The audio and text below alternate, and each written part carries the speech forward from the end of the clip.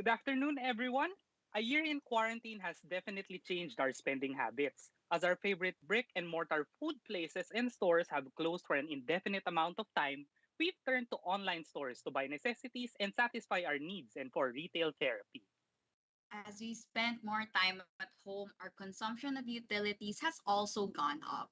From the waste generated by takeout and delivery packaging to the additional energy we consume, spending more time on our phones and our computers to even the fuel exhausted to get our deliveries to our doorstep. So, we ask the question now, how much has a year in quarantine affected our energy use and what does this mean for our planet? Welcome to our Better World Cafe on the lockdown lifestyle, the environmental impact of our digital lives. I'm my mover Aaron. And I'm Mind Mover Abby. So we're so glad that you could join us this afternoon. Before anything else, please don't forget to tweet or post about this Better World Cafe with the hashtags Earth Day 2021, Better World Cafe, the Mind Museum, and Mind School. And don't forget to follow the Mind Museum, the BGC Art Center, and Mind School on Facebook and Instagram. And subscribe to the Mind School YouTube channel where you're watching this Better World Cafe right now. We'd also like to say hi to our viewers on the live chat. If you have any questions for our panel of speakers, type them down below or off to your side so we can ask them later during the question and answer portion. For this afternoon, our three speakers will be talking about specific aspects of our online lifestyles, how our food and goods are delivered to us, how they're packaged while in transit, and how much energy we consume in living our digital lives. All right, so without further ado, let me introduce our first speaker for this afternoon. JC Peralta is an early career climate and data scientist in the energy industry. He received his master's in atmospheric science from Ateneo de Manila University in 2019 and has worked extensively with climate big data with focus on the local dynamics and impacts of regional monsoons over the Philippines and in Southeast Asia. He has been selected as one of the mentors in the Oxford School of Climate Change this year and has also worked on various projects in disaster science, renewable energy, transport networks, data for social good, and climate action advocacies. To talk about the logistics of our digital lives, let us welcome JC Peralta. Hi everyone, thanks Aaron for that introduction. So good afternoon, afternoon to everyone. So I hope you're doing fine, no? But well, if you're not particularly fine, that's totally okay. A lot of things have happened, no, this year especially, and last year, and you're not alone, no. So the past year in particular has been a tough year for most of us, no, and maybe for a couple of you may have had a new hobby, no, as a stress outlet, perhaps. So I used to be art inclined when I was in high school. I loved sketching people and buildings. It's not that good, but it's worthwhile as a hobby naman, no? But when I got into college and then got a job right after, I really wasn't able to make time for it. But yeah, during this long lockdown, without any of my go-to stress reliever activities, I know I would really burn out without any sort of hobby, no, outside work. So what I did was I enrolled actually in a Japanese online class. No? So I'm also a student now, like most of our audience here. No, and in our class we have lots of writing exercises. So I thought maybe I should buy a good pen, no, to make my worksheets, no, a bit artsy. So let me just show you the pen that I'm using. So it's this one. Maybe it's a bit blurred one. It's not that fancy. It's not a fountain pen. It's just a pigment ink pen. The ones which don't smudge easily. No, so this isn't available in our popular bookstores here. So I just bought it from a shopping app. So this has become my go-to pen. No? That actually I don't bother even returning this to my pen holder. It's just kind of lies in front of me on my table because it's near parang ganun. So one of these days when I was spacing out of our video calls in work, I just found myself staring at this pen. So I don't know if do you do that too, no? So baka ako lang. So this says that this pen is actually manufactured from Japan. It is a Japan-made pen. And the e-shop I brought this from is from mainland China. No? So I don't know, isn't it just amazing, how much imported goods have been so accessible lately? I wondered and thought about how exactly this pen got from the factory from the production line to my hands as I'm showing this to you right now. So it turns out no, that everything we use for our everyday activities has this seemingly invisible path from factory to our houses. But I'm sorry to say no, that this isn't exactly invisible no, from the Earth's point of view. So this path is what's this thing called carbon footprint is all about. So if I just share my screen, no, just share my slides. Okay, so we're here to talk about how our increasingly digitizing lifestyles during this pandemic would make carbon footprints rise no, and sustainable living a little bit harder to achieve. So, okay, carbon footprint, what is it? So, when I think of footprint, no, I think of carpet stains such as this one, no, or boot tracks in the mud, no, something that's unsightly and I want to remove ASAP. So how is carbon a footprint, and why should I care about it? No. So I like the image of the word footprint because it's such a nuisance and it forces us to think that something invisible is really visible. No? So anything you see right now in your room has a carbon footprint. No? So it is defined as the total amount of carbon dioxide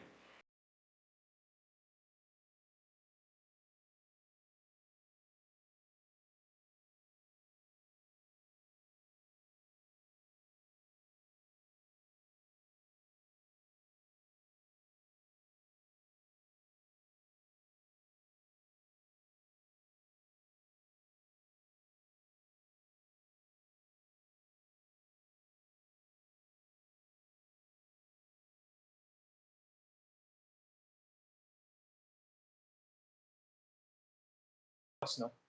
So say the pen that I have shown you, it's about 40 grams of CO2 no, to make. And actually, for the whole lifespan, no, it's 40 grams. No, this is just estimates. So these would vary according to which institution is estimating the carbon footprint. But I think this is faithful enough. No, then well, your phone. Would there be carbon footprints associated with my phone? So it's effectively 95 kilograms of CO2. This is for this particular model of phone. And then one big thing, no, that generates a lot of carbon footprint is actually our cars. No? So from manufacturing to daily use up to we retire the car eventually, no, it would produce something like 100,000 kilograms of CO2. No? So there we go. These are just three items. So, but yeah, if I may ask, what's so concerning about CO2, carbon dioxide, no, that we need to track it? So, if you immediately thought of the greenhouse effect when I asked that question, I would be very glad, and I'm sure your science teachers would also be proud of you. So, if I may do a bit of a refresher, no, what's this greenhouse effect that I'm talking about? So, here's a diagram of the Earth and the Sun no, at your left part of the screen. So, the Sun gives out energy in form of solar radiation, and then the Earth intercepts it. So, some of this energy is radiated back to space, but part of it is held in the atmosphere by a layer of greenhouse gases. So you may think of it as a blanket that keeps the Earth warm in the cold of space. So in fact, it is because of this effect that life as we know it here evolved on Earth. But what happens when we increase the greenhouse gases in the atmosphere? No? So when we more greenhouse gases are introduced to the atmosphere, it forms a thicker layer, a thicker blanket, no? Resulting to the phenomenon we call uh, global warming. So more heat is retained inside, and the planet goes warmer. No? But unlike a thick blanket in real life, no, where we could just kick it out of our body when we don't need warmth anymore, this planetary blanket isn't that easy to get rid of. So you may ask, no, how far have we warmed so far? So I really love this animation. No? So this animation shows the global surface temperatures over the past 200 years. So this is a map no, of the globe. The colder areas are shown in blues, and the warming areas are shown in red. So as we progress throughout the years, it's very clear that the warming has increased and spread over larger and larger areas of the planet. So in fact, 2015 to 2020 were the hottest 5 years on record since 1880.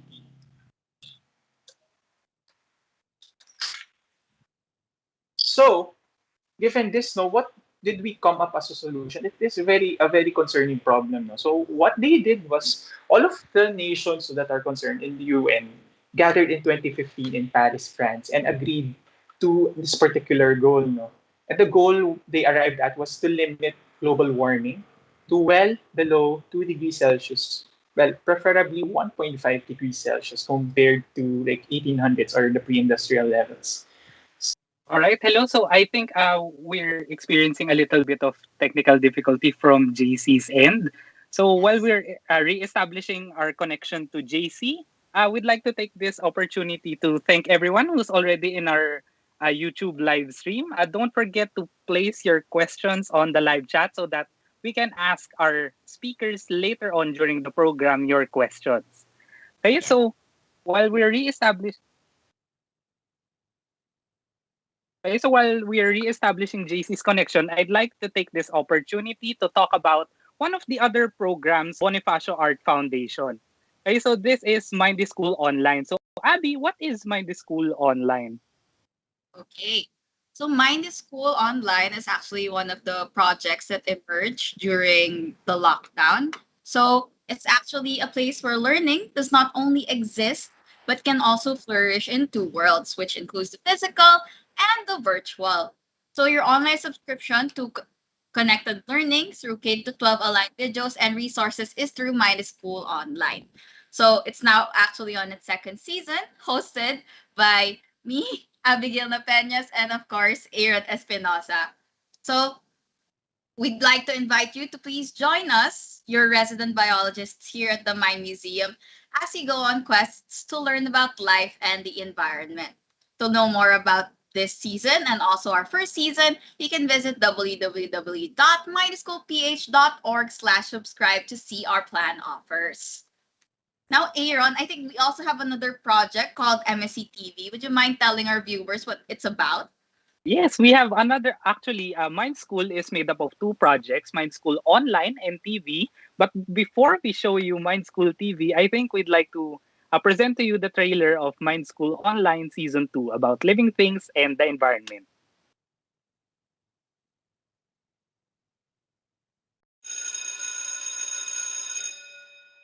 Welcome back to Mighty School Online. I'm Mind Mover Abby. And I'm Mind Mover Aaron. We're the resident biologists of the Mind Museum. We'll be your companions in this season's nature adventures about living things and the environment. In this season, we'll discover what makes something alive, what forms life takes, and what lets organisms thrive. Tutuklasin natin ang sagot sa mga tanong na, how many forms of life are there? How do our bodies work? And how are living things connected to the world? Pag-uusapan din natin how we could better take care of ourselves and the earth we share with many other organisms. By the art cart, we'll get up close and personal with budding Filipino artists who create art inspired by nature. We'll hear their stories and peek into their creative processes. Together, let's discover the marvels and ingenuity of these local artists and be inspired by Filipino talent. Kilalanin natin ang galing Pinoy.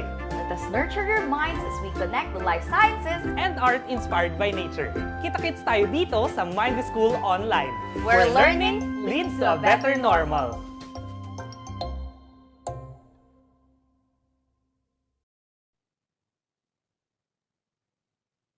All right, so that was Mind the School Online. That was season 2 about living things and the environment. So you can go to www.mindschoolph.org/subscribe or and sign up so that you can watch episodes 1 of both seasons 1 and 2 for free. Okay, so kanina Avi, we talked about na Mind School is made up of two different components. So that's Mind School Online, the first one, and now we'll show you Mind School TV. So Mind School TV is a family educational show about how things are connected across the sciences and the arts. So you can catch season 1 with Mind Movers Fisher and Mikey on Colors Channel 202 HD and 60 SD on Saturdays at 9 a.m.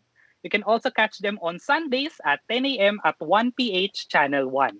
All episodes are also streaming for free on Signal Play and the Mindy School YouTube channel. So For you to learn more, here's a trailer of Mind the School TV Season. What in the world is going on? Something has happened that has changed the way we live, work, play, and even learn. The whole world at the same time. Tama, Fisher. A small thing, napakaliit, has caused the world to turn upside down. It's almost invisible, like these microorganisms.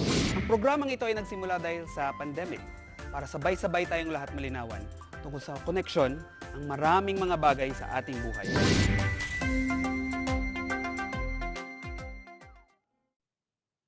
Okay, so that was Mind the School Online and Mind the School TV. So we have established a reconnection to JC back. So let's welcome back JC Peralta. Hi everyone. Hi. I hope I'm back.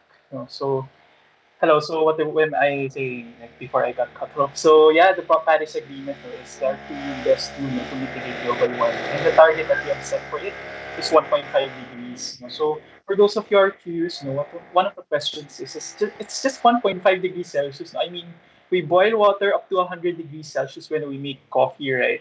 So does a change this small actually mean something? No. So studies show that 1.5 degrees Celsius is enough to create lasting changes in our planet as we know it now. So this would not be the planet that our next generation would grow up in. So there's strong evidence that a future planet with 1.5 degrees Celsius or more warming would have sea level rising, polar ice caps melting, corals bleaching, increased prevalence of droughts, floods, typhoons, all sorts of extreme weather. So if we do not drastically decrease our greenhouse emissions, is the world that we arrive at. So how are we doing? No? Are we meeting this goal we set? So right now we're here. No. So if zero is yung baseline from the industrial times, we have warmed up to 1 degree Celsius in 2018.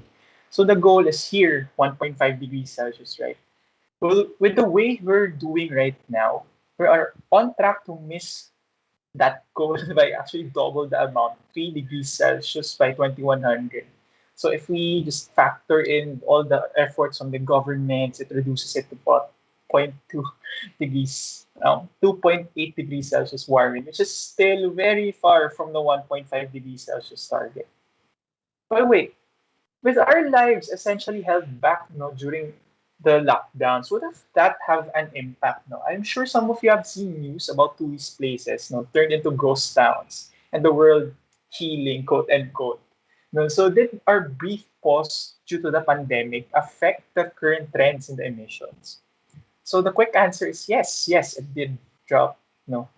So by how much? So according to most recent estimates, as of 2020, it's a 7% drop compared to 2019. So this is largely due to people's limited mobility and reduced production from most factories. However, don't rejoice yet because this only translates to 0.01% reduction of global warming by 2050. So once economies like heat up again after the pandemic, we expect that the emissions would bounce back or maybe perhaps even stronger. No? So the question now is, how do we ensure that our pandemic recovery plans and our new normal lifestyles are consistent with our climate change targets? So it's clear that we have definitely not done it yet. No? And actually, you don't need an expert to explain to you that the world will not go completely back to the way it used to before. So the way we do life now is the new normal, and it's a more digital one compared to the pre-pandemic times. So I just want to focus on online shopping, in particular, and how these digital habits can affect our environment. So we saw that the business model for common purchases has drastically changed. So in the diagram to your right, that's the pre-pandemic time.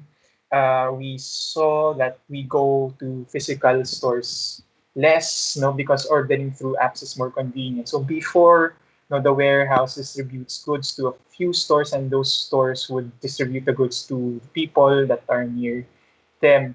But now, when during and we're now in and post-pandemic times, we just go to our apps, no, or your favorite e-commerce app, and then just with a few clicks, no, the warehouse could deliver the goods directly to your doorstep. So if before the supplier warehouse would just deliver it to a few stores, they now have to deliver directly to the customers, which means more travel distance for the delivery personnel. So what impact will this have?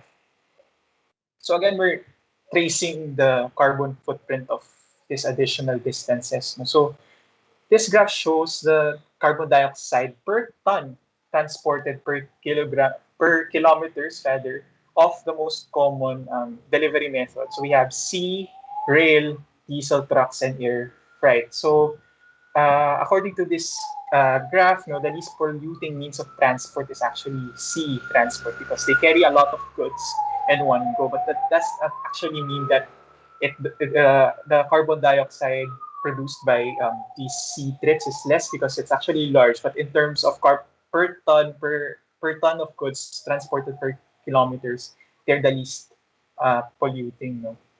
Next comes rail, and then the more emitting ones are the diesel trucks, and most especially air freight, the ones that goods that are brought to us via planes. No? So, and this is concerning, no, because the two latter methods, the one that generates more carbon dioxide, are the methods that we use for lighter, no, and faster delivery times. So that's problematic.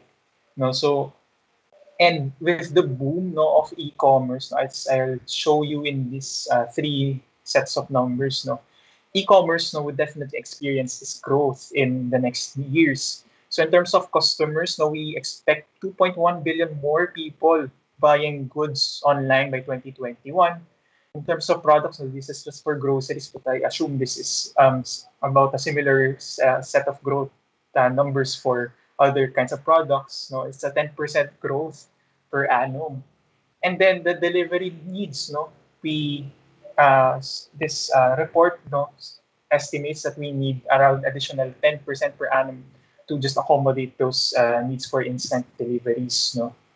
So yes, that's the problem. The instant the deliveries, no, from e-commerce are expected to increase, and thus the footprint of it is also expected to increase.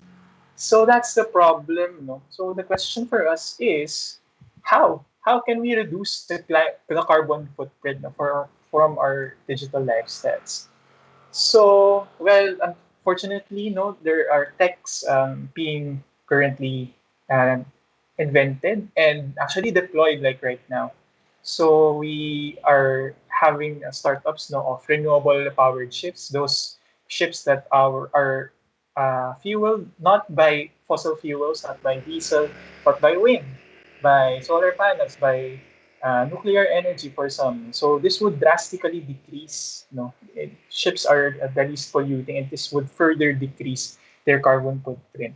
This is done in the US, and on your right, no, we have already electric delivery trucks, which consume far less carbon footprint than our conventional diesel trucks. No, UPS in the US has already done this, and I hope the Philippines, with our booming e-commerce market here, would do the same.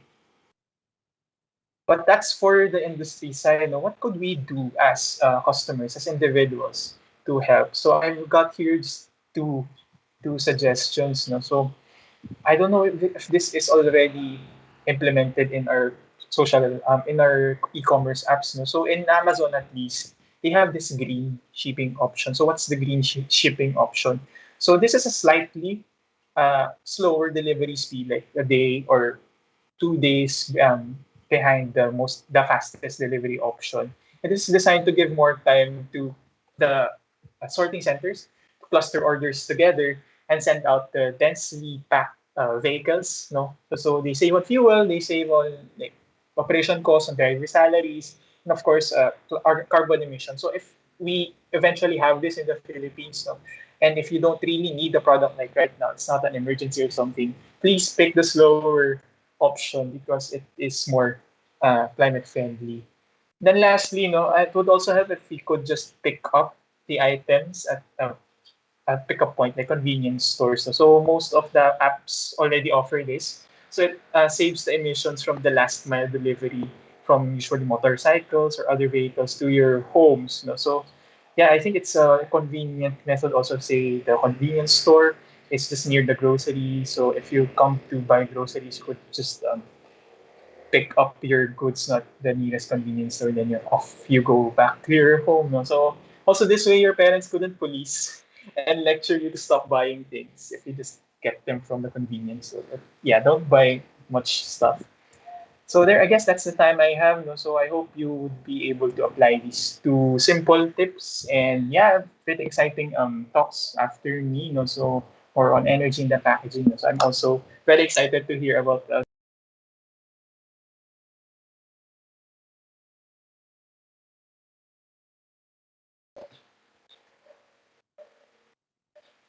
Okay, thank you so much, JC. It's very interesting to hear no na our carbon emissions pala have gone down during this pandemic. Pero yun nga, we still need a lot of things to do para ma-ensure natin na that dip continues to go down even when we go back to our post-pandemic lifestyles. Ayun, so if you have any questions on JC's talk, please don't forget to post your questions on our live chat down below or on off to your right side. So now we will be taking a short break. So while our second speaker prepares, once again, we're so glad that you could join us this afternoon for our Better World Cafe on the lockdown lifestyle, the environmental impact of our digital lives. Don't forget to tweet or post about this BWC with the hashtags Earth Day 2021, Better World Cafe, the Mind Museum, and Mind is School.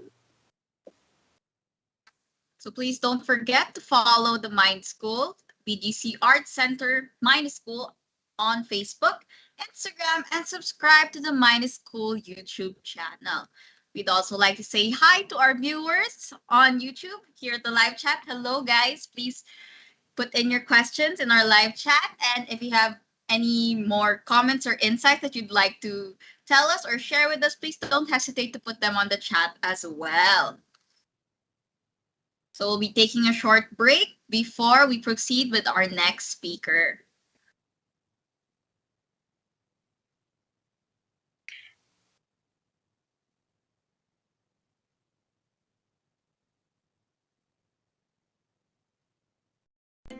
What in the world is going on? Something has happened that has changed the way we live, work, play, and even learn in the whole world at the same time. Tama, Fisher. A small thing. Napakaliit. Has caused the world to turn upside down. It's almost invisible, like these microorganisms. Ang programang ito ay nagsimula dahil sa pandemic para sabay-sabay tayong lahat malinawan tungkol sa koneksyon ng maraming mga bagay sa ating buhay.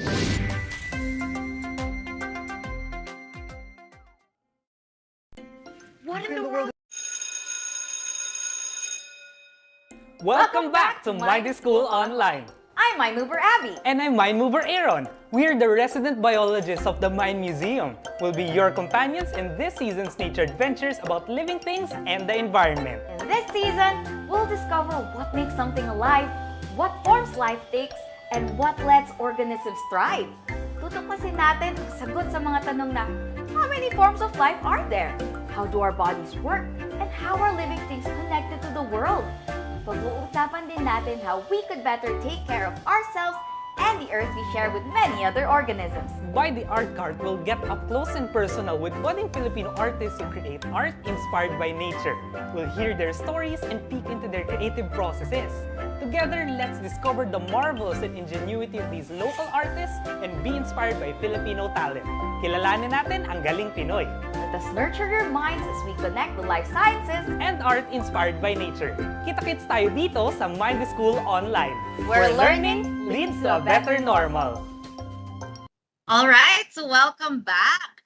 Now that we talked about the impact of our deliveries and the carbon footprints that we have during this pandemic, let's move on to how these deliveries that we receive are packaged and how these affect our planet, like right now. So, Dr. Jose Isagani Janairo is a full professor at the biology department of De La Salle University, where he also serves as the associate publisher of the DLSU Publishing House.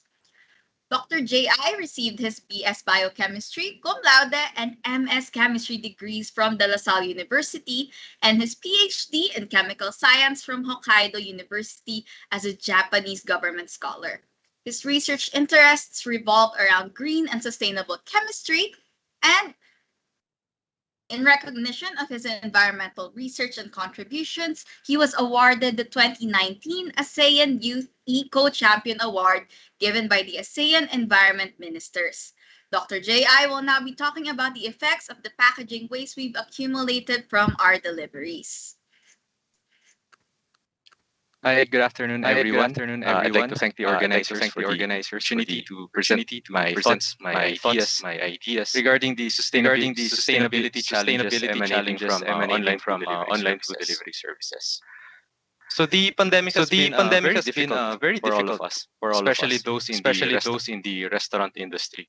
So the imposition of community quarantines and lockdowns in order to curb the spread of the virus has reduced or has diminished or even reduced to zero the number of dining patrons in restaurants. As a consequence, of course, if there aren't any dining patrons, then this would be a financial disaster to restaurants. So while these statistics report the situation in the US, it very much accurately reflects the situation at home as well. Because just take a look around, we have witnessed a lot of restaurants declaring bankruptcy or being closed as a consequence of the pandemic. Surviving restaurants have found a lifeline through the online food delivery service, wherein registered users will order food through the app, and the app will coordinate with the restaurant, and then the uh, food delivery riders will deliver the food to the registered user. So the app will charge a certain percentage of the sales from the restaurant and will also remit some of the payment to the delivery rider. So this concept isn't really new. So pre-pandemic time, this is already available. But the restriction of mobility may have nudged or even shoved us into embracing this this digital service. So as this survey shows, majority of the respondents ordered more through food delivery apps during the COVID-19 pandemic in the Philippines as of June 2020. So while this is good news because the online food delivery serves as an alternative revenue stream to financially struggling restaurants, it comes with environmental costs. Okay, so not only online food delivery, but online shopping as well. Because of course, more orders, more transactions, more items to be shopped translate into more packaging, more takeout containers, and unfortunately, majority of our takeout containers are made up of plastic. So even pre-pandemic Philippines were already a top contributor of plastic wastes in the world. No, the Philippines generates 6 million kilograms of plastic waste per day, and 81% of that is mismanaged. So now, because of the pandemic, because of our adoption of this digital service, we can expect this number to grow. Okay, because it's a significant driver for our consumption to single-use plastics in the form of takeout containers and packaging materials. So the problem with plastics can be summarized into two gigantic problems. The first one, of course, using plastics entail greenhouse gas emissions, as what JC mentioned in his lecture. For example, polyethylene, probably the most popular plastic product. The raw material to produce polyethylene is sourced from fossil fuel. Okay, so that requires the polymerization of ethylene, and ethylene is sourced from natural gas. Okay, so polymerization of ethylene. So the more we use polyethylene bags, then the greater the greenhouse gas emissions associated with the production of these plastic bags, right? So the greater the carbon footprint. And then the other gigantic problem, of course, is the accumulation of plastic. So we all know that plastic takes a very long time to degrade. It will outlive us. So as a consequence, it accumulates in the environment. And I'm sure you have seen disturbing images of how mismanaged plastic negatively affects wildlife, especially marine wildlife, right? So these are the problems that we have with plastics. So pre-pandemic times, plastic is already a problem. Now, because of the restriction in mobility, we have a driver that will increase our consumption of single-use plastics. And this has caught the attention of several researchers that sought to analyze what are the adverse environmental impacts of online food delivery and takeouts. So for example, in South Korea, uh, it was found that plastic consumption associated with translate to 600,000 tons of disposed plastics annually. So we're just talking about plastic waste associated with food delivery. Okay, so an additional 600,000 tons of disposed plastics. And then in Australia, a study in Australia estimates that the looming expansion of this business model is expected to increase greenhouse gas emissions by 132% by 2024 for food containers associated with online food delivery. So again, we're just taking into consideration the greenhouse gas emissions associated with food containers. We're not yet talking about the delivery in itself, just the packaging material.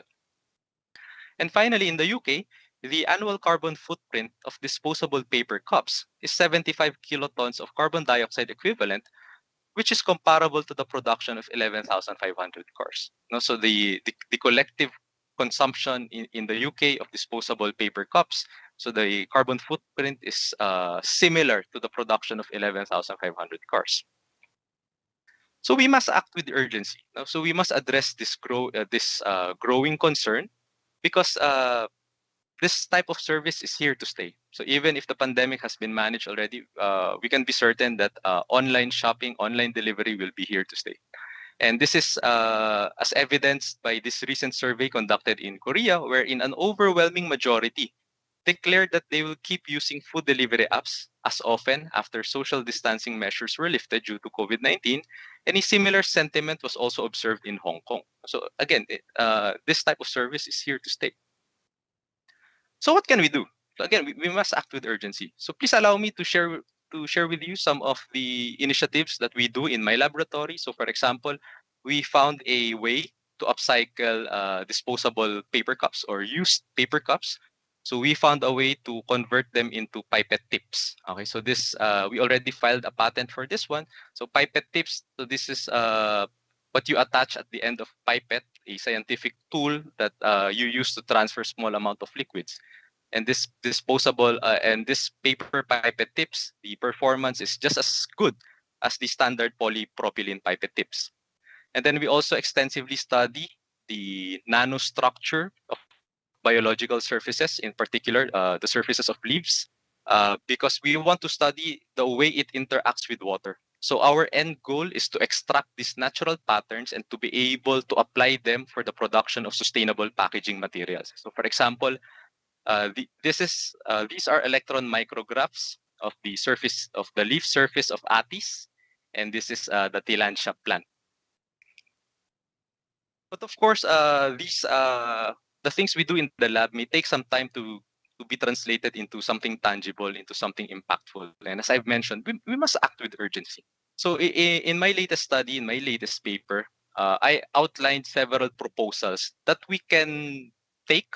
Okay, different levels of society can take in order to address this problem about online delivery. So at the personal level, we can choose restaurants within the vicinity and bring our own containers for takeout, provided, of course, that the prevailing health and safety protocols will allow, right?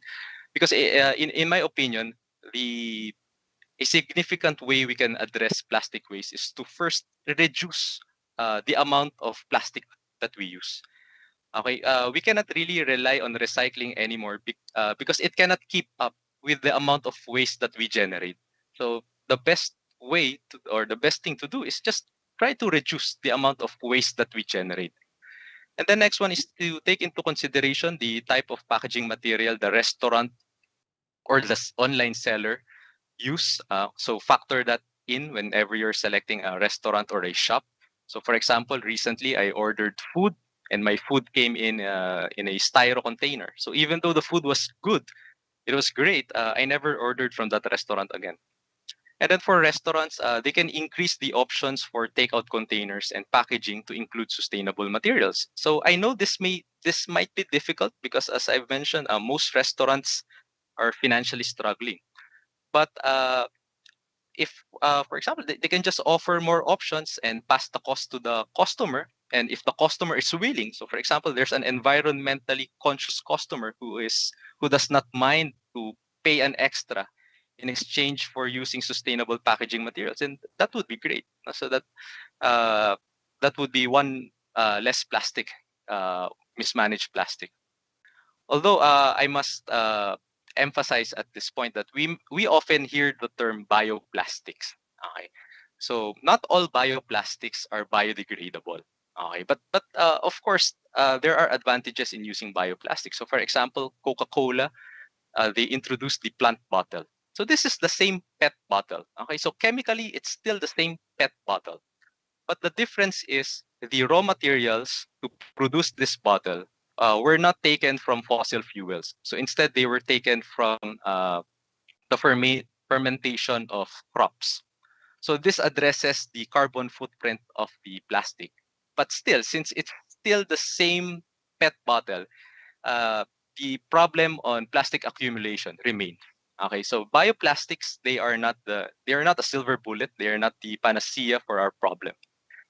Now, there are some bioplastics that are biodegradable, for example, polylactic acid, but they require special conditions in order to induce biodegradability. So if you have, for example, a polylactic acid based container and just toss it to the ground, it will not biodegrade on its own. So it requires industrial composting facility in order to initiate biodegradability. Okay, so it's still not the solution to our problem. But of course, there are advantages in using it. And then I think online platforms are in a central position to implement high impact interventions within a relatively shorter period of time. So for example, online platforms may provide incentives for restaurants or online sellers that utilize sustainable packaging materials. So as I've mentioned, bioplastics are are expensive. So if these platforms can provide incentives, then that can promote greater adoption of sustainable packaging materials among restaurants and among online sellers. And then, since again, bioplastics are expensive than the usual takeout containers, why not negotiate, okay, with the manufacturers directly on behalf of the on behalf of the registered restaurants or online sellers? And I think that can drastically decrease the cost of sustainable packaging materials, as opposed to when individual restaurants or individual sellers will try to purchase sustainable packaging materials on their own. And then finally, devise innovative operational framework that will lead to the circular use of food containers within their restaurant network. So what does that mean? So for example, shuttle Starbucks or the stores in Seattle, okay, are experimenting on a deposit system wherein a customer will purchase a beverage and pay a deposit.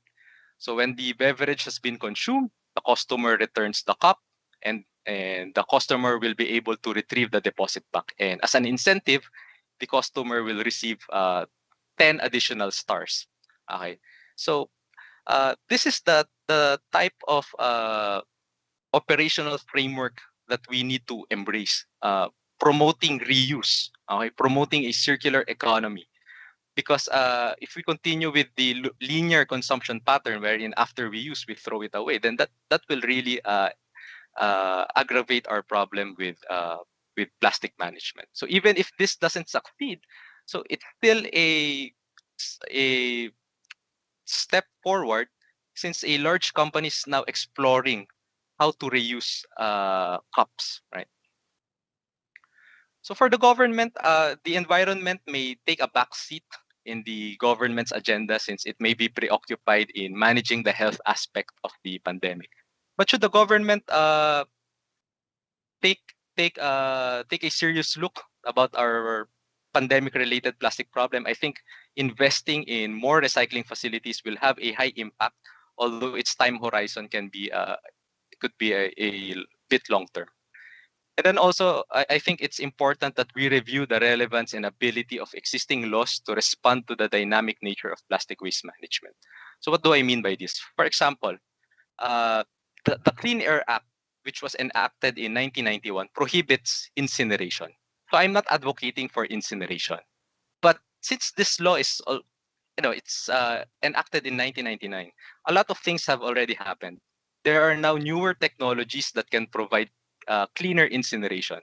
So what I'm saying is it's time now to reevaluate if this law still provides more advantage than disadvantages in our for our environment. No? So let's revisit the clause on incineration. Let's study it again. And finally, I think education and information campaigns on proper plastic use and disposal are really needed. We have a very good solid waste management act. The problem is implementation. So if we could really educate households on proper waste segregation, then that would really uh, translate into a more efficient, uh, to a better plastic waste management.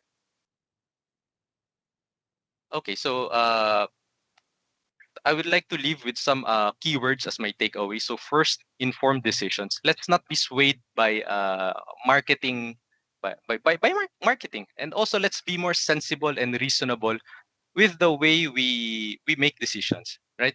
I think the reason why we are in this mess right now is we often forget to include the environment in the way we make decisions.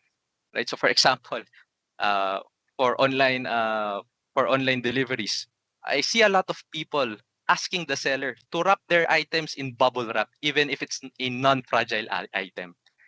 Right? So let's be reasonable. If it's kung hindi rin naman babasagin, if it's not a fragile item, why wrap it in bubble wrap? And then if your item, a non-fragile item, comes in, gets delivered and is not bubble wrap, we give a low review to the seller. Diba? So yun nga, let's be sensible. Let's be reasonable with the way we make decisions. And also, oops, uh, connected with that, responsible consumption. We cannot totally eliminate plastic from our lives. And I don't think that's the solution. The solution would be to be more responsible to the way we consume. Okay. And finally, the environment is our shared responsibility. Okay. And we must bear in mind that every actions count, big or small. And the same thing, negative actions also, big or small, affect the environment. Okay. So it's our shared responsibility.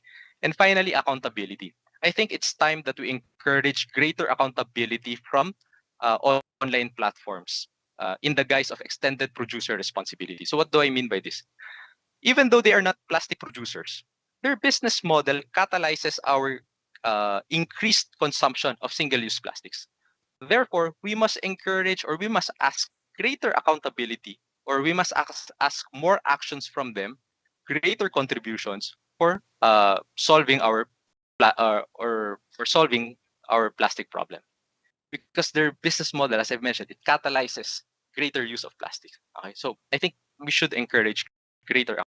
So with that, I'd like to thank you all for your attention, and I look forward to an engaging discussion later.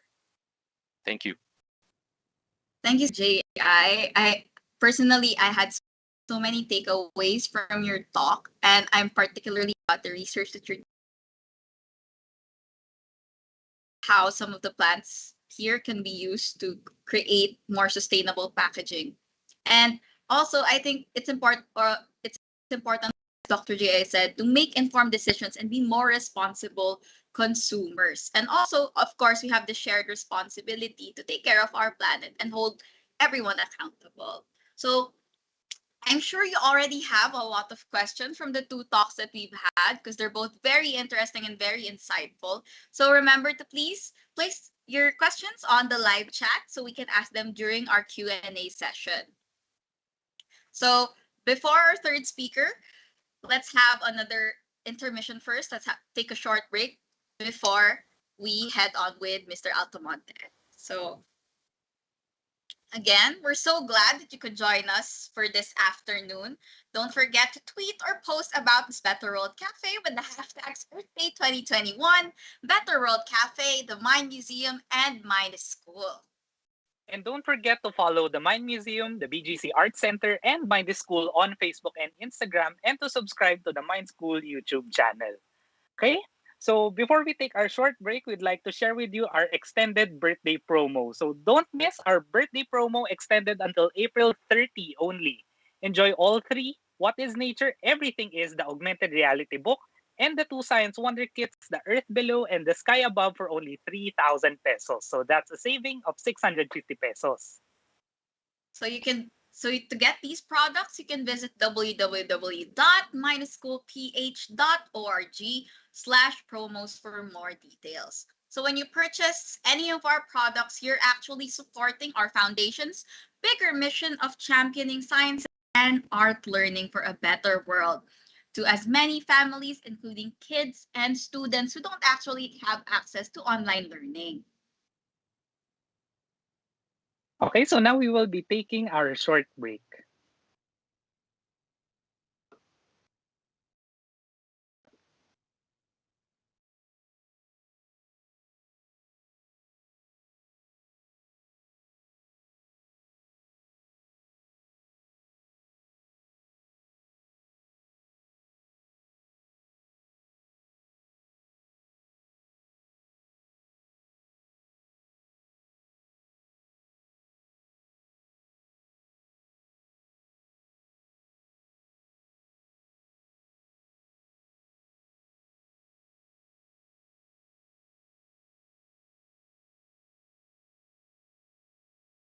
Okay, so that was our birthday promo. So once again, don't forget to miss our birthday promo extended until April 30 only. So enjoy all three: What is Nature? Everything is augmented reality book, and the Science Wonder Kits, The Earth Below and The Sky Above, for only 3,000 pesos. So you save 650 pesos.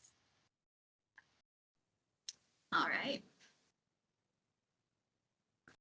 Okay, so while we're waiting for our third speaker, Abby, I think we can ask one question each for our speakers before we show up Johnny. Okay, so Okay, we have yeah. okay, so Abby, your questions. Okay, so the first question we have from the live chat is why isn't there a one size fits all plastic which can help remove sorting from waste management? So I think this is directed to Dr. J.I. Yeah, I agree that sorting is one of the bottlenecks in recycling and one of the reasons why recycling can be very difficult. But the problem with a one size fits all plastic, and one of the reasons I think there are a plastic a single plastic to replace all the other plastics are available is because different plastics have different properties. So it really depends on the application and also, of course, the price. So I think that's one of the reasons why as the term one size fits all is not yet available. All right, thank you, Dr. J.I. Aaron, you have a next O- question? Okay, so I have here. Okay, so I actually have a personal question for JC.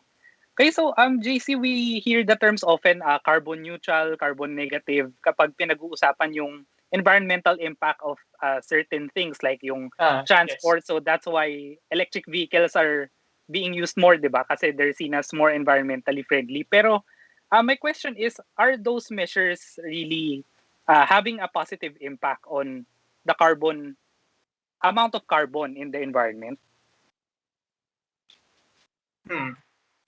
Well, yeah, I think so. Because, well, the way they estimate yung carbon footprint so far is actually based din naman sa current measurements that are published. No? These are peer-reviewed research. So if a company says na, okay, has less emissions than, say, yun nga, yung example mo on electric cars, then, yeah, it could definitely be verified with literature. No? So if they say that this has less footprint, no, yun, it's an actually invitation for us to verify that. But yeah, there are a lot of NGOs actually that do that, no, the verification. So we don't have to do it by ourselves. It's just there in the it's just there in the internet. No, we may just look it up. Okay, thank you. Abby. So for the last question, while we're waiting for our third speaker from Miss Natsumi Reyes, are all reusable materials more environment friendly than disposables? Are there times that disposable ones are more eco-friendly? Okay, I cannot generalize, but I read a paper uh, wherein they conducted life cycle assessment on disposable paper cups, bioplastics, and reusable aluminum cups. So based from this paper, they concluded that the most environment friendly is really reusing. Okay, so the reusable aluminum cups were the most environment friendly, and I think intuitively it's consistent with what we experience. Although again, I cannot conclude for all the other types of materials, but based from this study, so yeah, I think reusable materials are more environment friendly. All right, thank you for that. Thank you, Dr. JI and Mr. JC, for answering our first set of questions. Now we'll proceed with our third speaker. Okay, so we'll hold off our question and answer for after our third speaker. So our speakers have already tackled the impact of our frequent deliveries and accumulated packaging waste to our environment. So for our final talk, let's join Johnny as he walks us through our under lockdown conditions. John is an entrepreneur and environmental scientist working towards revolutionizing the energy industry and shaping environmental policy. He received his master's degree in environmental management from the Ateneo de Manila University. He is currently the chief executive officer of Burn Energy Solutions. He also serves as a consultant for the Senate of the Philippines and the World Wildlife Fund, a lecturer of the Ateneo School of Government, as well as being a former mind mover of the Bonifacio Art Foundation. Okay, so how much more energy do we consume nowadays? Let's find out with Johnny Altomonte. All right, thanks everyone. All right, let me just share my screen real quick. And then, Aaron, can you just give me a heads up if my screen is visible? All right, so we're good? Just cool. Thanks everyone for introduction, and I'm happy to be here. Back again among the mind movers and the Mind Museum.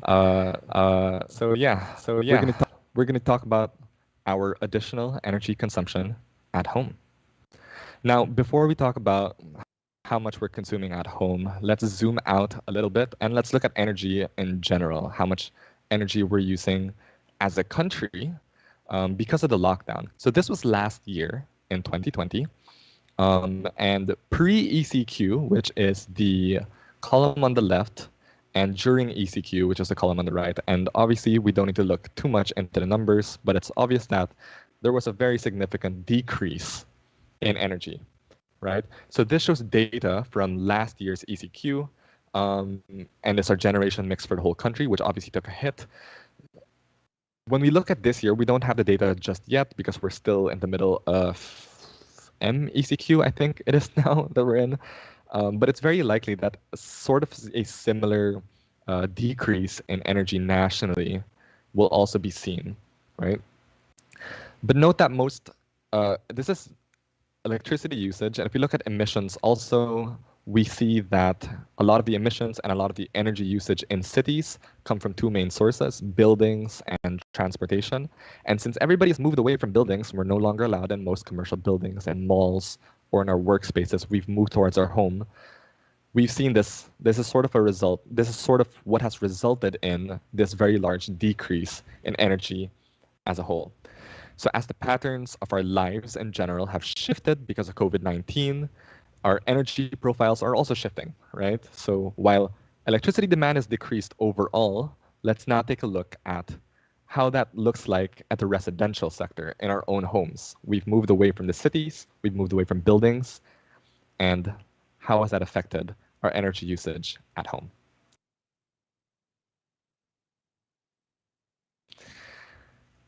So this isn't data from the Philippines, but it likely reflects, at least from the initial data gathering that we've done, the data in the Philippines as well. So this is electricity use before and during the COVID-19 pandemic. So we see, of course, commercial energy usage has decreased like what we saw earlier, but residential usage has shot way up, right? And why is that? Think about it this way. All the costs of electricity that we used before in our work, where we spent, for those of us who are working 9 hours a day or more in the office, all that electricity usage is now being moved to home. If you're a student, all the electricity usage you use during the day, which is sometimes more than 9 hours in a day, that you were using in your university, in your school, you're now also using at home. All of these costs have been moved to the residential sector, to your own household. And yet somehow we're still, in a lot of cases, we're being paid less to work from home, right? So it doesn't make sense. We're spending more, but we're being paid less. And if you're moving to a virtual learning environment, you also have to spend a lot to get your computer set up, to get your nice camera for your Zoom sessions, to listen to this talk from the My Museum up. And yet we're still spending a lot more energy in our own households. Now let's look at how that looks like throughout the whole day. So this was, again, last year in 2020. The orange line is and this graph shows how we use energy at home, electricity at home, throughout the entire day, right? So normally, if you look at the gray line, that is what the demand looks like on a normal day-to-day basis. It's very low most of the day, even during the middle of the day, and after work hours, after school hours. That's when everybody comes home, plugs in their laptop, switches on the TV, turns on the air conditioning, and then that's where electricity demand goes up. If we look at the orange line, which is where we are now, electricity demand is up the entire day. The whole day, it is actually quite high. It even has a mini peak at around noon. And it declines, it even starts to decline even later as well. There's a lot of people out there who are night owls and like working at night or playing video games or watching Netflix at night. So our energy usage is up the entire day. This is from a lot of reasons, right? Our computers are all plugged in, our laptops are all plugged in. We're using a lot more devices at home now, and so now it's not just energy usage as a whole; it's the entire day. We are using a lot more electricity. And where is that electricity coming from? What are the main factors that contribute to this high increase in electricity demand? Let's look at refrigerators. Our refrigerators are working overtime. So again, this is March 2020. This was last year during the middle of the longest lockdown versus the average of the past 3 years. And refrigerator usage is up by a significant margin. Now, a lot of this, well, not a lot, a good portion of this is due to the fact that there's a lot more people at home, right? We're at home the whole day, and you're opening and closing your refrigerators each day, and that actually uses a surprising amount of electricity doing that. But not only that, because of the pandemic and because of the nature of the pandemic, we've also stockpiled, so we hoard a lot of food, a lot of goods, and we store that in the refrigerator. And each additional item you put in the refrigerator actually contributes to your refrigerator running overtime or putting in more power to cool it. So the more stuffed, the more full your refrigerator is, the more electricity it will actually use. And we see this not just during the middle of the lockdown. This has actually been a trait that has extended past the lockdowns. There's been a lot more stockpiling of food and goods in refrigerators because of a lot of the paranoia, I would say, from the pandemic. People are putting a lot more food and goods into the refrigerators, and that's actually also increasing the amount of electricity that they use. And in the Philippines, at least, refrigerators contribute a pretty significant amount to your electricity bill at the end of each month. Let's look at culprit number 2. Other than refrigerators, what else do we have? Of course, air conditioning. So as temperatures go down, prices go up. And we see here that, of course, the amount of HVAC usage has gone way up. And this was last year in the middle of March, right? This wasn't in the Philippines also, this was in Texas, but which follows a very similar load profile to that of the Philippines, where we have really, really hot summers. And we see that the HVAC spikes, the HVAC usage, the air conditioning usage spikes during some of the exceptionally hot days. And when we look at a house, actually, for me, whenever we look at a house to try and reduce electricity demand, the number one culprit is always aircon. And especially when you have several people from the family that have moved towards home, now in the middle of April, it's really, really hot.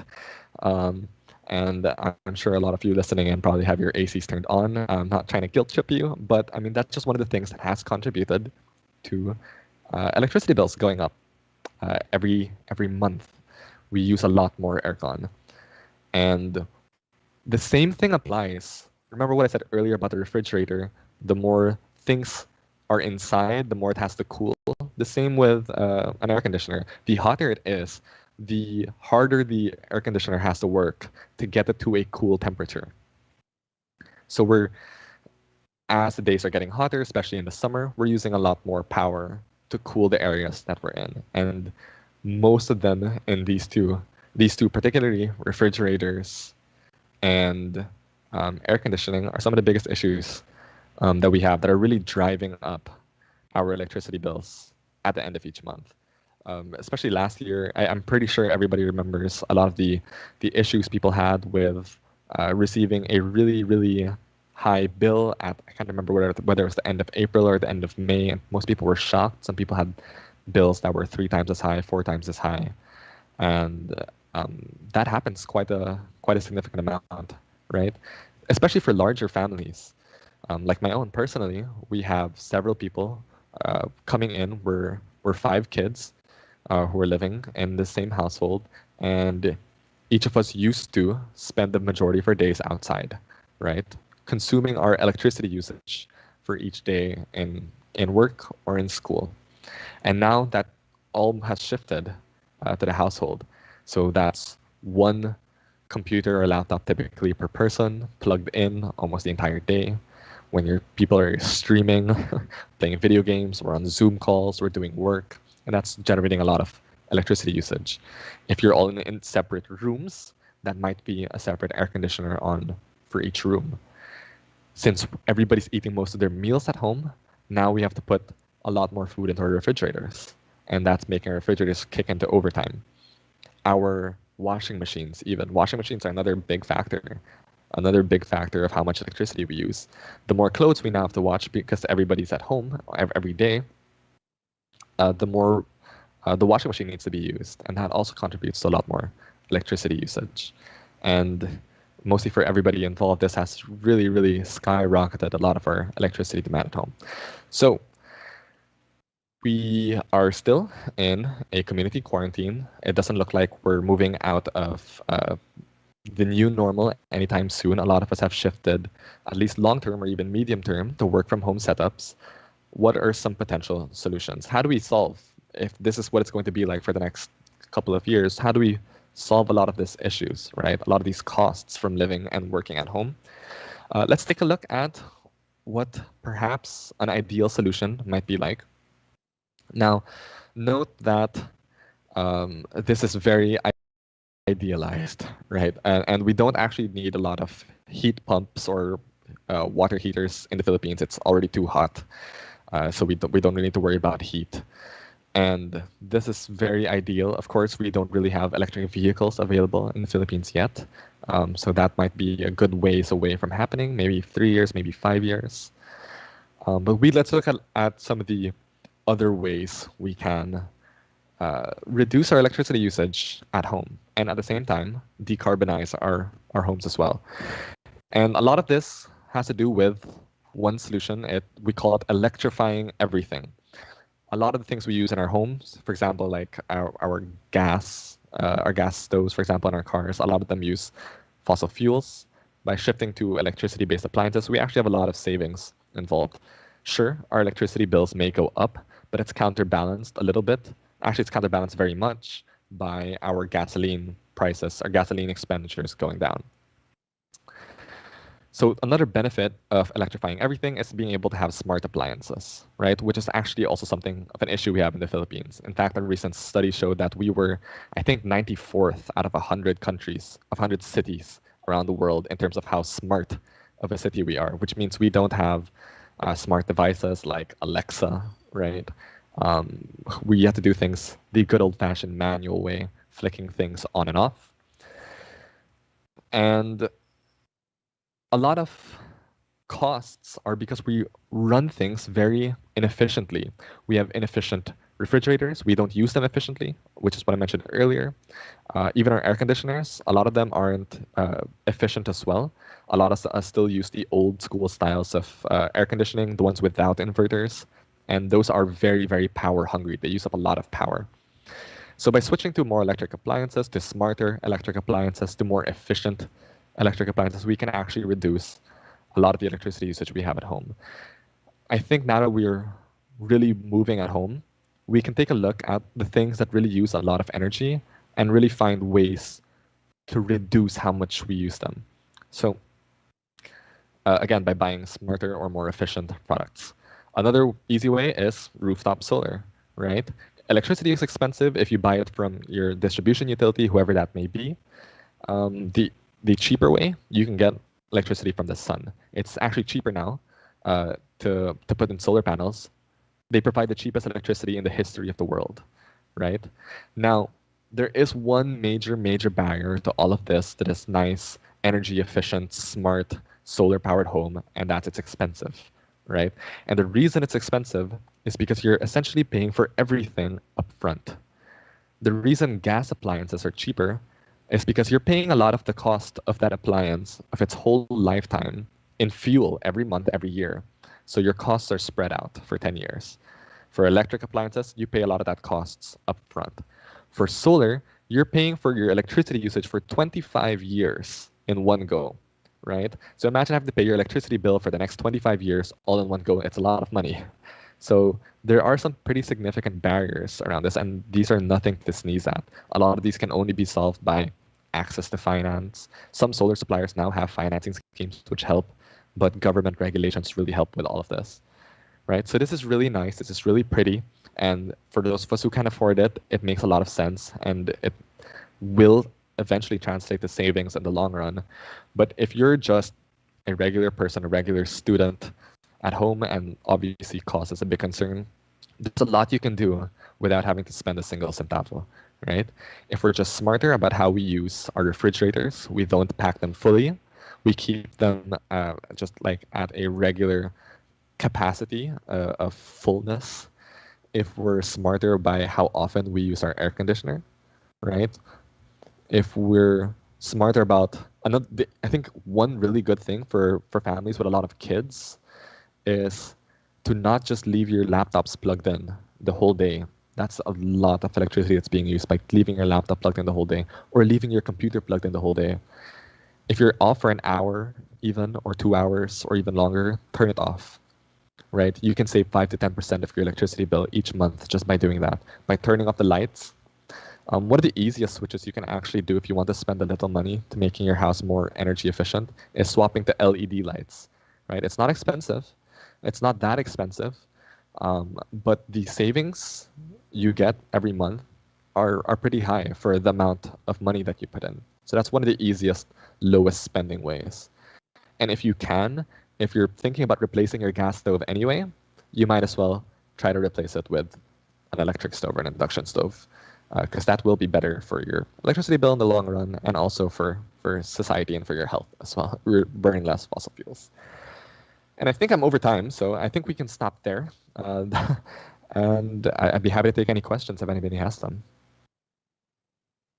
All right. Thank you so much, Johnny. So that was a very insightful talk on, yeah, it seems no na in the macro scale, our energy consumption has gone. That's offset by the increase in residential use. So most of that we're already paying for tapos. If we want it to Yes. become even more cheaper for us, we have to invest in big stuff at the start for infrastructure, di ba? Yes. Okay. So thanks so much, Johnny. If you have questions on Johnny's talk or from JC's or Dr. J.I.'s talks, please don't forget to send them in so we can ask away during our question and answer portion. So now, before we take our short final break before the question and answer portion, Abby and I would like to share with you a project of the BGC Art Center in partnership with Liter of Light. All right. So if you've seen earlier the backgrounds that Aaron, the matchy backgrounds that Aaron and I have, we actually used the photos that we got recently from an exhibit or from a solar artwork that was set up at the BGC Art Center. So Johnny has just talked about energy consumption, and something interesting was actually brewing at the Sun Life Amphitheater at BGC this week. So when is light the brightest? So the answer is when it's dark, right? And this solar artwork that was set up at the Sun Life Amphitheater is an inspiration that for the warm light of clean energy that was made using these handmade solar lights. So it was set up last April 22, 2021 in honor of Earth Day. And it was set up in the hopes that it will ignite your passion for a better normal. Yeah, so these solar lights built during quarantine in the homes of generous Light It Forward patrons will soon be sent out to communities without access to electricity. In partnership with A Liter of Light or Isang Litrong Liwanag for Earth Day 2021 with the theme Restore Our Earth, this large-scale solar artwork features the United Nations Sustainable Development Goal number 7 of clean and affordable energy for all. Yes. So we'll be All right, taking so, another short break okay, so we'll just be before, collating your questions. yes, All right. before we proceed with our question and answer portion. Okay. Are we good? So again, we'll be proceeding with our question and answer portions from the ones that our viewers have sent in. We'll be going through them now. Sorry. For me personally, I have a question that I would like to ask. So you mentioned that, or Johnny mentioned that electrifying our households or using solar powered options is something that we can do to lessen our energy consumption or to at least make it more sustainable. So Johnny, for you, how do you think we can slowly do this on a community scale as we attempt to become a smarter city and one that's more, or one that uses more sustainable means of energy? Well, that's a big question, right? How do we move things as a community? Unfortunately, I think at least in the Philippines, there are a lot of regulatory barriers in place. For example, we don't have the option to have, say, community solar, right? If you have a solar panel in your house, you can only use it for your house, right? If you generate for some reason any excess energy, you can sell it back to the grid through the net metering process, but you can't transfer it over to your neighbor, right? So that concept of community solar isn't possible currently. So there's a lot of regulation barrier around that. However, there are a lot of things we can still do to green up the energy usage of our communities, of our cities. Remember when I was talking about energy efficiency in your home? You can do the same thing for all the different assets in a community that require energy or electricity, right? So streetlights, for example, are a big cost for a lot of communities. Even for the various community facilities, right? There are a lot of buildings that are running all the time. And by just mobilizing your community to push whoever's in charge, whether it's your village, your barangay captain, your mayor, to kind of make a shift towards more sustainable energy usages, then not only will these people in power normally listen, right? It's actually surprisingly easy to get them to listen, but you actually save them a lot of money. Your city actually saves a lot of money in the long run by doing all these, right? So there's a lot you can do with your city and with your community, even despite a lot of the regulatory barriers that are in place. All right. Thank you so much, Johnny. So Okay. now we have another question. This one is for Dr. J.I. Are there policies in place to address the surge of deliveries during the pandemic? Uh, I'm not sure if there are, and probably at the barangay level, probably there are some policies. the focus right now on plastic waste is focused on medical wastes. So the issue on plastic waste from online deliveries, I don't think it has caught the attention compared with the attention given to medical waste. All right. Thank you so much, Dr. J.I. Okay, thank you, Dr. J. We have here a question for JC. Does operational incentivization account for the carbon footprint from transport costs? Operational incentive civilization. It's a big word. So, if I'm going to guess what that means, no, so it's kind of an offset, no, to kind of deduct the emissions from the transport part of the life cycle. If I interpreted that correctly, so I guess yes, there are those kinds of offsets that could be done. Okay, thank you, JC. Our next question is for Dr. JI. We have here, in my experience, in our viewers' experience, plastic grocery bags are usually reused as trash bags, which is why people continue to hoard plastic bags for future use. Are there any eco-friendly alternatives for trash bags? Ako din, I also keep them for that same purpose. I'm not sure if there are any eco-friendly alternatives because yun nga, because they take a long time to degrade. But to make this process greener, what I can suggest is we practice composting because majority of the solid waste that we generate comes from wet waste, diba? Yung mga food leftovers, ganyan. So if we can compost, then that we generate, and we will be using less plastic bags to put in our wastes.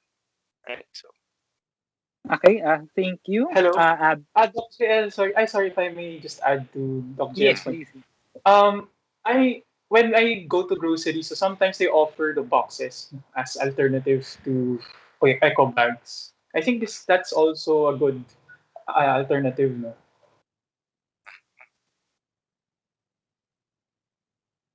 Okay, thank Abby.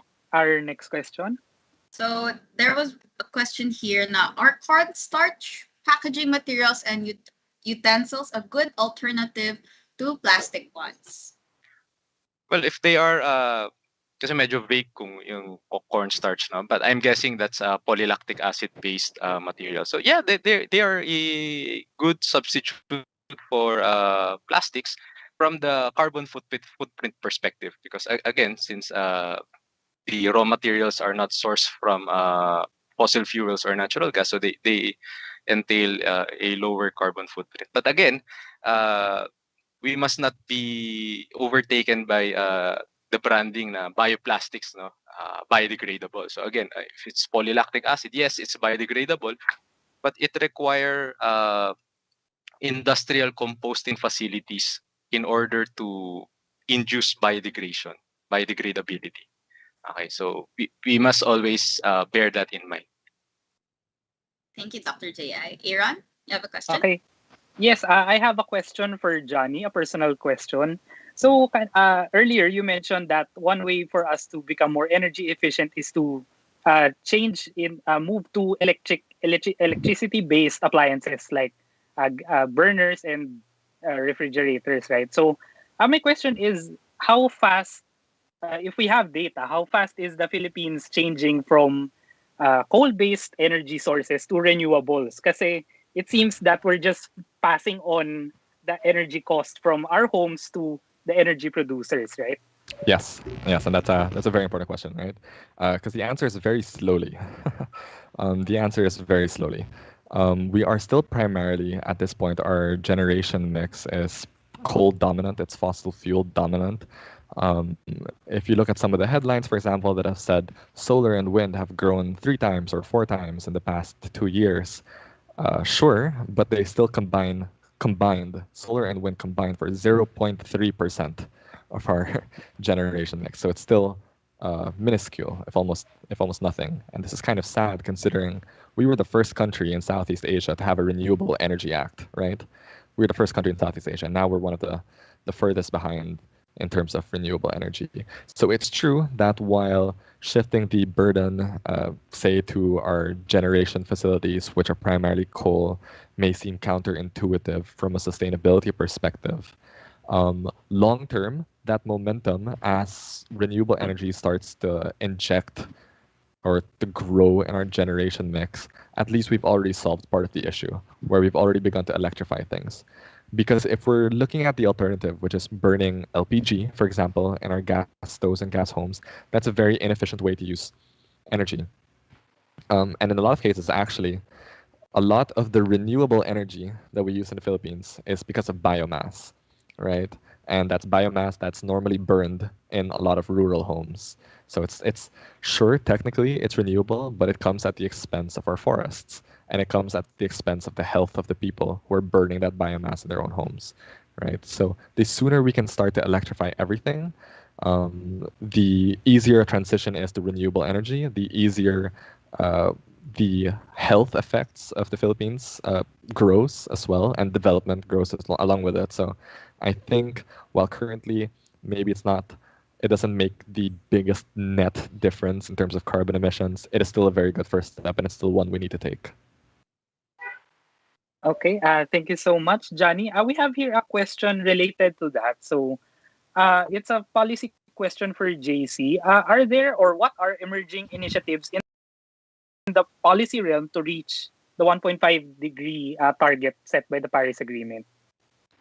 There are a lot, no, depending on the country you're looking at. So there are progressive countries. They really aim net zero emissions by 2030.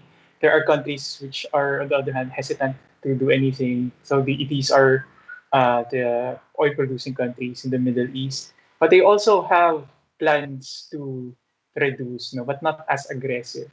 So I think what we want to achieve, is something like climate justice, the framework that those major polluter countries would share most of the responsibility to mitigate their carbon footprint or their emissions, while the less equipped, no, the developing countries that are most hit by the climate hazards should not be expected the same amount of aggressiveness in terms of cutting. There should be, but in terms of climate justice that most of climate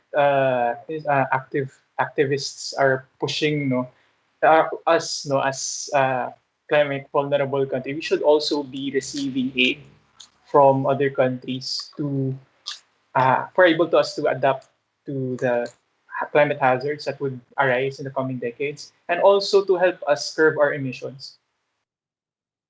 Yeah, if I may chime in on that, actually, Mhm. just to speak at it from an energy perspective, because I think what's important is, if we really look at the cost of the climate crisis, a lot of it is due to burning fossil fuels, right? The energy industry, and so Mhm. towards moving towards a decarbonized world, a more sustainable society, at least in the Philippines, one nice uh, one nice plan in place currently for the Philippines energy industry is the National Renewable Energy Program is set to roll out this year, and it targets 35% renewable energy share by 2030 and 50% by 2040 or 2050, which I think is great, but also very slow, right?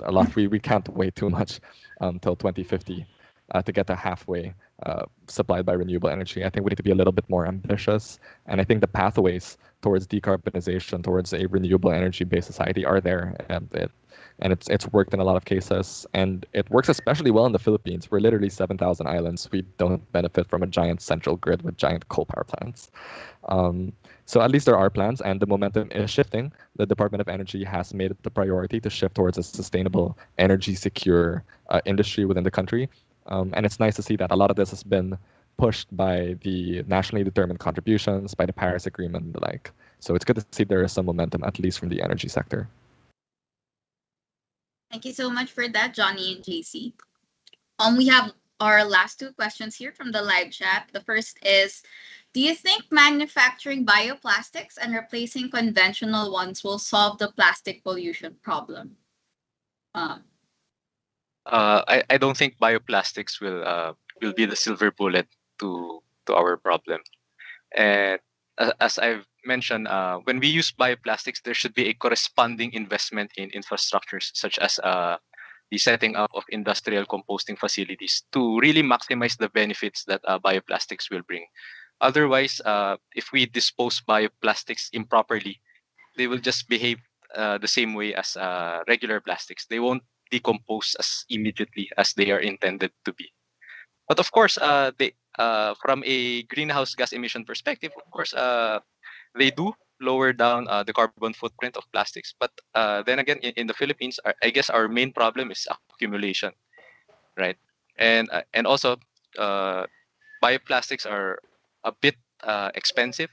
This is probably because there aren't really any dominant players yet in the market. So there was a patent report released by Clarivate Analytics, and they concluded that there aren't really any dominant players yet. So it means that the technology isn't really that mature yet.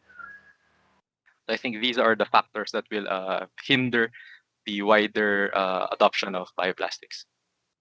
Thank you so much, Dr. J.I. Okay, so for our final question, why does our country have so many specific laws instead of just one for the environment?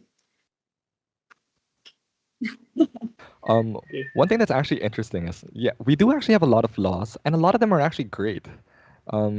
Surprisingly, we have a very robust like set of regulations and policies regarding a lot of different environmental aspects, right?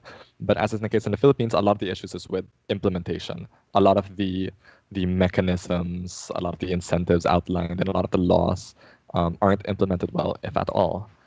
For example, at least with the Renewable Energy Act. So again, we were the first in the Southeast Asia, but a lot of the mechanisms and programs outlined in the act, which was in 2008, so 13 years ago, are just coming online this year, right? So it's quite unfortunate. So sure, sometimes we have great laws. It's just it doesn't matter if the if no one listens to the laws as well, right? And I think that's actually a good point. Why don't we just have one mega super law? Because at least in the energy industry, actually also in a lot of the environmental policies, there's a lot of weird overlap, right? So issues of jurisdiction, who has jurisdiction over a certain aspect of talking marine protected areas versus like coastal ecosystems or wetlands or fisheries. There's a lot of overlap. The laws don't sometimes agree with each other. And which is fine. That happens, except that no one's fixing it, and it's just remained an issue for a decade.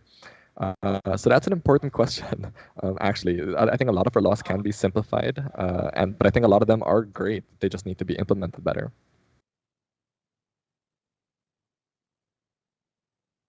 All right, thank you, Johnny. Do our other speakers have anything to say on that matter as well? Well, I agree with Johnny.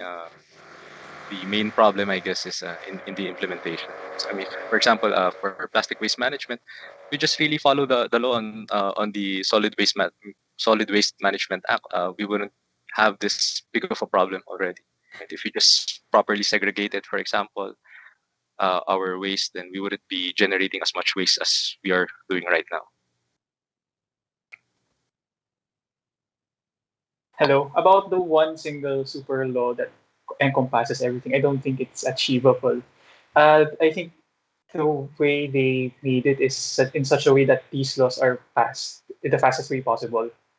And yeah, with the overlaps that they may have, no, I think this should be addressed as Johnny and Jay I have already pointed out. And yeah, I totally agree with just doing the implementation well. No, that's what we're really lacking at this point. Okay, thank you so much for your thoughts on that question. As our wrap up, our final question, uh, I think we cannot yet foresee how long this lockdown will stay in the Philippines. So, what could be the most immediate step that our viewers could do in terms of our transport for our online deliveries, our plastics, and our energy consumption to help out the environment? I guess we'll start with JC. Nako. Kung may kakilala kayo na taga e-commerce, someone who works in e-commerce, sa C-level, please make kulit them. Don't use a lot of plastics because it's really as JI had pointed out, they have to have accountability on what they essentially force to the public. No, we order stuff, we don't really order the packaging that comes with them. So definitely, it would be a step towards uh, the goal that we all have. No, if these C-level people just act on it and we be more concerned with what's happening now. No? Okay, thank you, Doc Ji. Yun nga. So we must bear in mind that our little actions matter. Okay, so wag natin isipin na porket maliit na bagay lang wala nang effect. So our actions matter. And so yun nga, going back to sa online delivery. So just to give an example, I ordered a notebook and the notebook arrived. Yun nga, naka-bubble wrap. 'Di ba? So hindi naman siya fragile kahit na bali-baliktad yung notebook, hindi naman siya mababasag. So yeah, let's be sensible, let's be reasonable. Let's not give a bad review to sellers simply because they did not uh, bubble wrap our non-fragile item. And also, let's put the environment part of the equation whenever we make decisions. Like in my example a while ago, the food was great for the restaurant that I ordered, pero they served the food in styro. So kahit sobrang okay ng restaurant, I'll never order from that restaurant again. So yeah, so let's be reasonable. Let's put the environment part of the equation in our decision making, and always remember that our actions, no matter how big or small, they matter. Thank you so much, Doc Ji. Johnny? Yeah, I think just to jump off on what Dr. J.I. just mentioned, where small things matter, that's especially true when it comes to electricity. So even if you don't, say, spend a ton of money on replacing everything, even just for LEDs, right? Even if you don't spend on that, if you literally just use your aircon less, do not stuff your refrigerator, turn off your computer and your lights when you're not using them, you'll save maybe 10 to 20% of your electricity bill each month, right? And sure, whatever, 10 to 20%. At the end of the year, for some houses, that's like maybe 20, 30,000 pesos, right? And if the environment doesn't convince you, then maybe the 30,000 pesos will. At the end of the year, you can treat yourself or something, and that might be a good enough incentive for some of you. So there are financial implications too, right? It's a win-win. You save the environment and you save yourself a little bit of money. So there's a lot everyone can do, and it costs nothing, and it's really easy to do. So start doing it, really. Thank you so much for those wonderful answers. I'm sure that our viewers have learned a lot and picked up a lot of things that they could do, even at the comfort of their own homes, to be more environment-friendly consumers and to live more sustainable lifestyles, even with their habits changing throughout this pandemic. So, on behalf of the whole team, we would like to thank our esteemed speakers for joining us today and for giving us such insightful thoughts. So, we hope that these talks got us thinking about our own habits and will also get us to consider how we can tailor our activities to be more environmentally conscious. So, once again, for our viewers, if you have any thoughts or insights that you'd like to share with us, please don't hesitate to comment them down below or tag us in your posts with the hashtags Earth Day 2021, Better World Cafe, the Mind Museum, and Mind is School. So, thank you so much for joining us this afternoon. Once again, I am Mind Mover Abby. We'd also like to thank everyone who watched, joined, and sent in their questions today. Watch out for the next Better World Cafes we will be having this year. To keep up to date on our projects, subscribe to the Mind is School YouTube channel and follow the Mind Museum, the BGC Art Center, and Mind is School on Facebook and Instagram. Watch out for the exciting summer offerings the Bonifacio Art Foundation Incorporated has in store for all of you. Mind Mover Aaron here. Thank you very much once again, and we'll see you again next time.